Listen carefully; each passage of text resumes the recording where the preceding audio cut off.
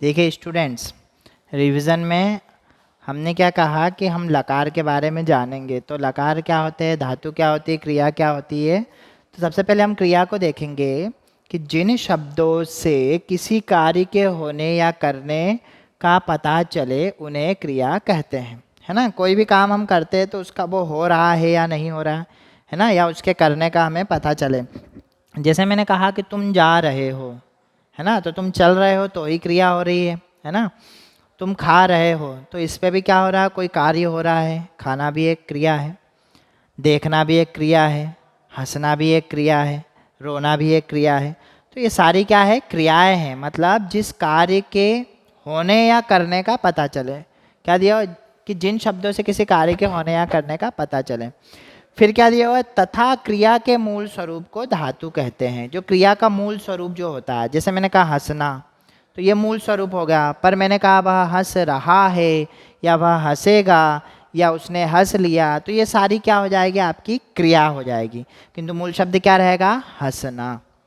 ऐसे ही संस्कृत में हम देखते हैं अर्थ की दृष्टि से धातुएं दो प्रकार की होती है, परिस्मयपदी तथा आत्मनेपदी। किंतु कुछ धातुओं के रूप दोनों प्रकार से चलते हैं, जिन्हें उभयपदी कहा जाता है ना। परस्मयपदी धातु और आत्मनेपदी। अभी हम सिर्फ परस्मयपदी पढ़ेंगे। संस्कृत भाषा में काल एवं अवस्था को लकार कहते हैं, ठीक है। समय को क्या कहते हैं, काल एवं अवस्था को लकार कहते हैं। संस्कृत में कुल 10 लकार होते हैं, किंतु उनमें से 5 प्रमुख हैं। 10 लकार होती है किंतु 5 प्रमुख है जो हम पढ़ने वाले हैं, तथा इन पांचों के अध्ययन से ही काम चलता है। इन पांचों के अध्ययन से काम चलता है, पर अभी हम सिर्फ एक लकार की ही बात करेंगे आपके रिवीजन के लिए, 2 लकार की। परस्मयपदी धातुओं के प्रत्यय देखिए।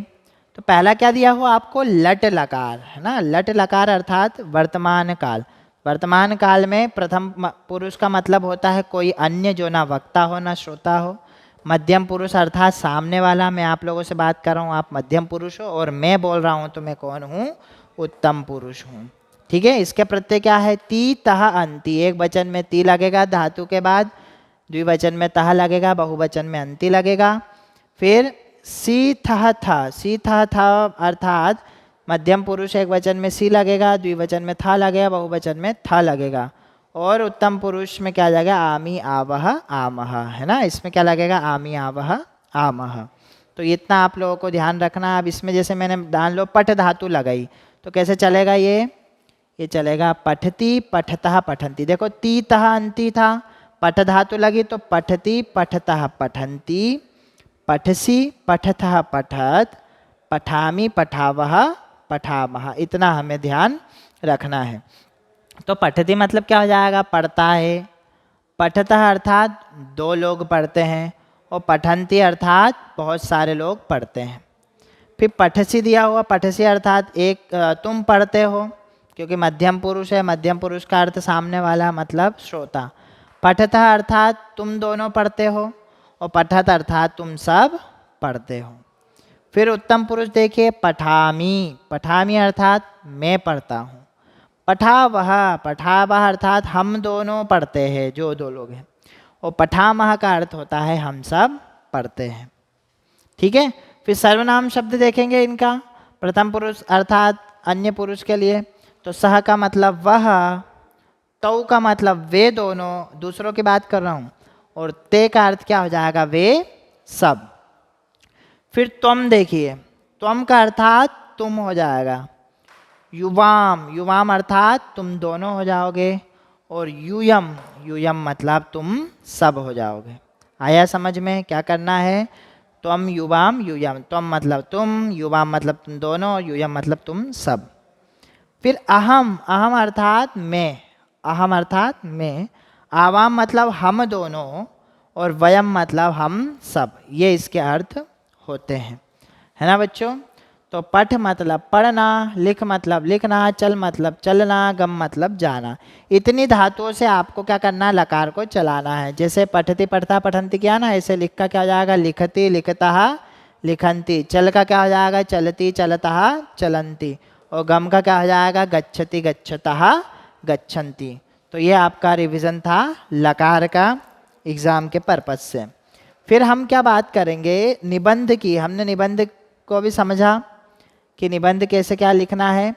तो देखिए, मम विद्यालय अर्थात मेरा विद्यालय, मेरा स्कूल। पहला पॉइंट क्या दिया हुआ है, मम विद्यालयस्य नाम द फाउंडेशन ऑफ एजुकेशन विद्यालयः अस्ति। मतलब मेरे स्कूल का नाम क्या है, the foundation of education school. दूसरा है मम विद्यालयः सुंदरः अस्ति, अर्थात क्या हो जाएगा, मेरा विद्यालय कैसा है, सुंदर है।